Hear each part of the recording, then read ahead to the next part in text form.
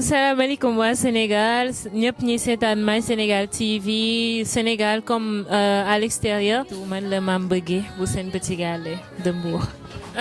Sen Petit Gallé dama daan toog di ko seetaan suñu kër man ak sama yaay. Maintenant dama seetaan première édition bi après comme dama daan woyantu lu bari j'ai dit à ma mère pourquoi pas me postuler et tout pour bokk. Maintenant après ça si la ñu dem. ma dem defi sama yaay woote et tout ma inscrire après 2012 pour Sen Petit Gallé 2012 si laa dem defi présélection yi et tout malheureusement ma dem ba final après si la ñu choisir Mame Diarra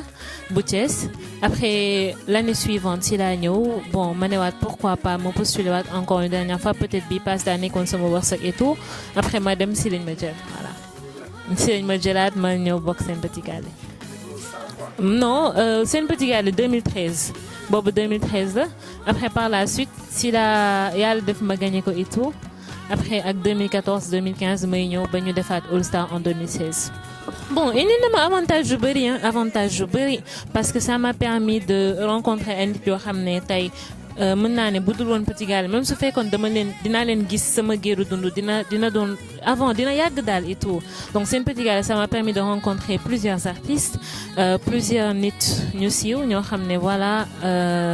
sont des personnes renommées comme des autorités aussi am na tamit ay affaires yu bëri su ma ko lijjanti grâce à Sen Petit Gallé dafay gaaw quoi par rapport su ma nekkoon Sen Petit Gallé ni muy demee et tout. Bon comme conseil bi ñëpp di joxe rek conseil bi nga xam ne moom la parent joxe avant tout la priorité muy jàng surtout parce que comme ni ma ko tam di waxee Sénégal tollu nañ fenn foo xamante ne en ce moment voilà quand tu n'étudies pas quand tu n'es pas diplômé et tout voilà mooy loolu quoi sa affaire de dox donc conseil bi ma leen jox mooy loolu ñu jàng surtout xam nga déglu seen parents yi bañ a topp neexaayu àdduna xam nga voilà quoi tracer seen avenir. Dafa am benn wax bu Tangone waxoon tout le temps ku ma laaj naan ma à quand le single wa dara boobu laa lay tontu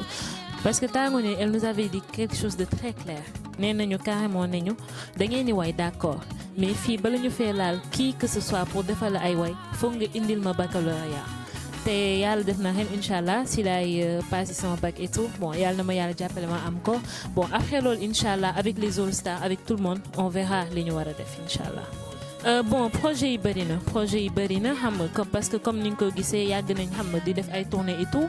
donc ñu ngi def tournée Gambie def nañ tournée Mauritanie dem nañ Mauritanie aussi en 2013. ñu ngi commencé gis nañ ne ñu ngi commencé décentraliser Sen Petit Gallé ci Sénégal et tout donc xam nga tournée yeeg yooyu te tournée yi bëgg nañ mu franchement dem sax ba jéggi Afrique. Ah bien sûr ñoom dañ koy parce que ñun dañuy ñëw am ay fans yoo xam ne dañuy woowee ba foofu extérieur via Instagram et tout booy def direct dañ la koy wax donc ñu ngi ci projet yi xam nga mais xam nga ins bi rek li ñuy wax jàng mooy priorité bi foog ins bi xam nga tey pour ñu mën a def yenn yi foog nga dem xam nga ba valider sa bac au moins benn étape boo xam ne c'est une étape importante fekk na nga passé ko et tout donc si li ñuy doog a mën a dem focus si something leneen lu mën a kii quoi. EBOA école bilingue ouest-africaine ex Yavuz Selim quoi. Bon mot de la fin maa ngi remercier tout le monde di nuyu ñëpp di remercier surtout à Prince A tata maman Tene sama yaay tata Ngone samay parents aussi papa Matar sama papa sama yaay tout le monde maa ngi remercier ñëpp voilà quoi di leen wax ne nañu xaar parce que projet yi bëri na yëngu-yëngu yi bëri na te Sen Petit Gallé daal comme d'habitude rek day gën a ñëw di gën a toj nañu xaar waa All Star merci.